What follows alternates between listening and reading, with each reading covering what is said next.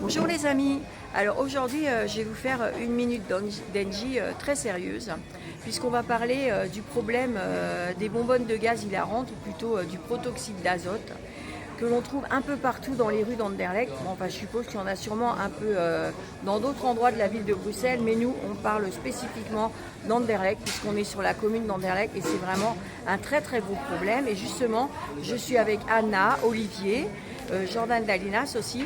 Et ils ont fait un grand coup d'éclat le 26 septembre. Figurez-vous qu'ils sont allés déposer 1800 bonbonnes devant la commune pendant le conseil municipal pour un petit peu ameuter le public et surtout essayer d'interpeller le bourgmestre parce qu'en fin de compte ils se sentent tout seuls dans cette action parce que tous les jours ils vont ramasser des bonbonnes de gaz et il n'y a pas vraiment de solution pour mettre ces bonbonnes. Donc il y en a une partie qui sont stockées dans leur jardin hein, et c'est quand même eux qui vont les ramasser tous les jours pour éviter que vos enfants ou le public tombent dessus et se blessent. Enfin, on va vous expliquer les dangers de ces bonbonnes parce que je pense que nous, le public, on ne se rend pas compte des dangers. Alors voilà, on va parler, donc c'est Olivier qui va m'expliquer ce qui se passe pour le danger de ces bonbonnes hilarantes. Ouais. Bonjour Olivier. C'est Olivier, je suis le responsable du groupe Anderlecht Dépotoir à Silver. Et depuis le mois de juillet, on ramasse les bonbonnes de protoxyde qui sont un danger pour la santé des jeunes et des moins jeunes qui les consomment. Ça peut apporter des problèmes neurologiques, physiques, mentaux. On peut faire, avec une seule prise, on peut risquer un AVC et d'autres problèmes liés à cette consommation. Paralysie aussi. Paralysie aussi des membres inférieurs et supérieurs. Donc il faut savoir que ces bonbonnes de gaz hilarantes, on les trouve dans le commerce en vente libre. Oui, ils sont en vente libre dans le commerce, bien qu'il y ait une loi qui interdit la vente et la distribution autre que professionnelle pour ces bonbonnes. Mais voilà, ils ont trouvé un système détourné pour pouvoir les vendre et personne ne fait rien, on ne légifère pas, on ne fait rien, on laisse faire. Donc voilà, donc c'est vendu dans les night shops, c'est ça, dans ce certains genre night shops, d'établissement. dans certaines librairies aussi. Voilà. Alors là, j'ai donné la parole à Anna parce que toi, je sais que tu fais carrément des tournées pour aller ramasser les bonbonnes. Donc tu en ramasses combien parfois par jour? 20, 30, 50, 60, il n'y a vraiment pas un numéro fixe parce que ça dépend d'un endroit à l'autre. Ça dépend s'il y a vraiment très souvent au niveau des écoles, au niveau des crèches, c'est que là ça devient vraiment très dangereux. À un moment donné, il faudrait qu'on se réveille et dire stop à toute cette saleté, insécurité dans notre commune, car ça devient très très très grave. D'accord. Il y a des points stratégiques où tu trouves plus de bonbonnes dans Anderlecht? Il y en a du côté de la piscine ouverte, au niveau du pont marchand. Il y en a un peu partout. Franchement, il n'y a pas un point stratégique. En roulant en voiture, en roulant en vélo, on le voit très souvent sur le chemin, partout. Voilà. Alors, qu'est-ce que vous conseillez au public si jamais on en voit? Est-ce qu'il faut qu'on les ramasse ou est-ce qu'on doit les déposer, les prendre chez soi? Qu'est-ce qu'on doit faire avec ces bonbonnes? Ici, pour l'instant, on a mené l'opération coup de poing. Donc, il faut savoir qu'avec l'opération coup de poing, c'était surtout dû à ce qu'il devait évacuer son jardin. Donc ici, on va mettre en place un système et une solution pour pouvoir nous continuer à les ramasser, parce que c'est le but, c'est de continuer l'action sur le long terme, pouvoir faire les récoltes de bouteilles. Alors, les ramasser, oui et non, parce que les ramasser, il faut savoir que ça pèse quand même 2 kilos quand c'est vide et plus de 3 kilos quand c'est rempli. Donc, une personne qui va en voir 2, 3, 4, on va pas savoir tous les prendre parce que c'est un poids, déjà ça. Donc pour les balayeurs, c'est pas évident parce que s'ils en trouvent 10, ça fait 20 kilos à tracter. Donc nous, on conseille juste de prendre une photo, partager la photo sur le groupe d'Olivier Anderlecht Dépotoir à Silver.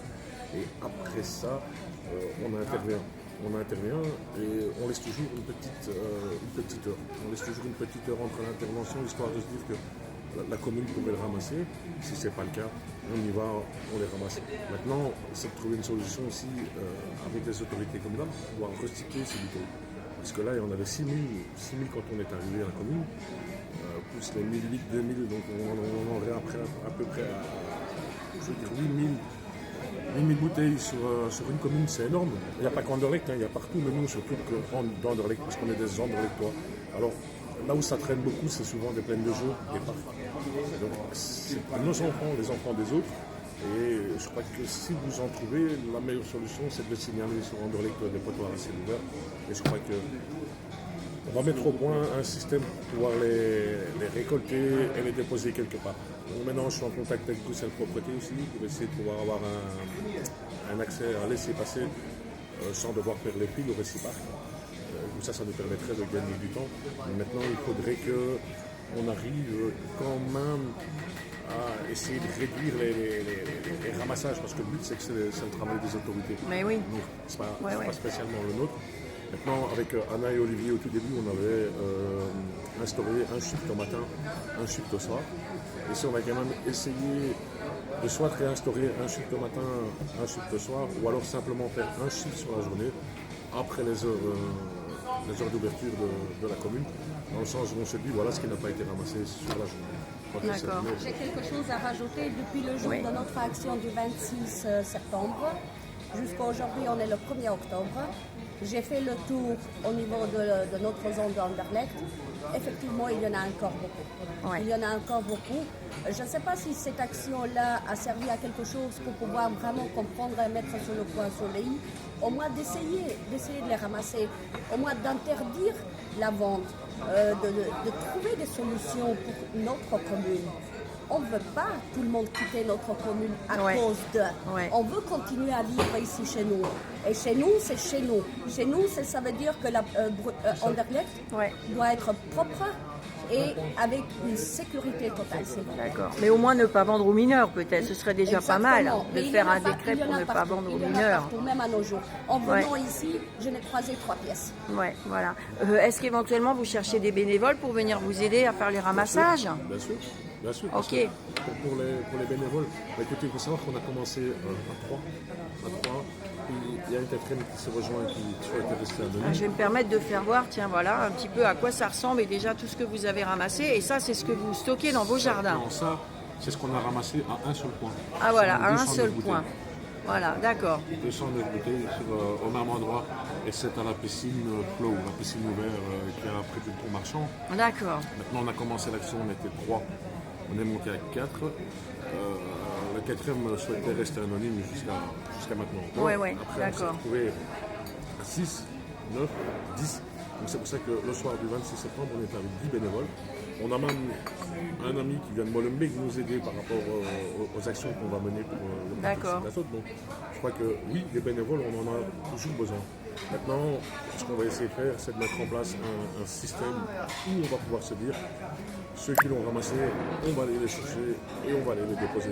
Parce que le but, c'est pas que si on se retrouve avec 20 bénévoles, c'est d'avoir 20 adresses où ils stockent.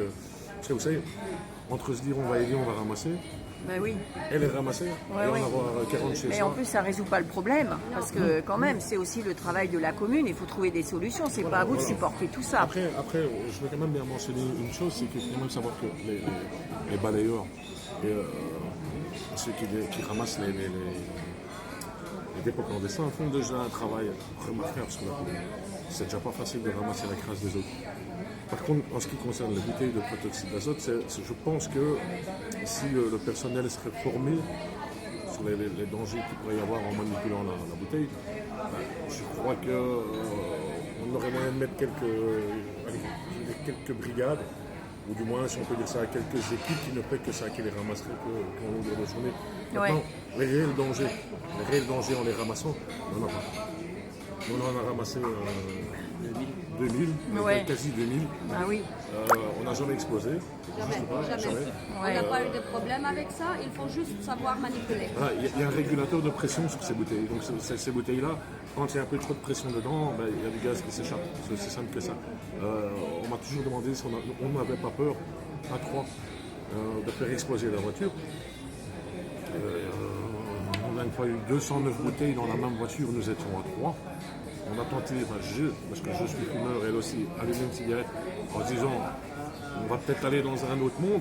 Mais on est encore là aujourd'hui. Donc, Vous aimez le danger quand même, hein? Après, je suis croque-mort.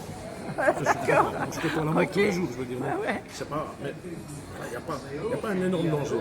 Mais je crois que surtout que les ouvriers de la commune ont besoin peut-être d'être informés et de se dire voilà, si jamais elles sont remplies, voilà la manière de procéder.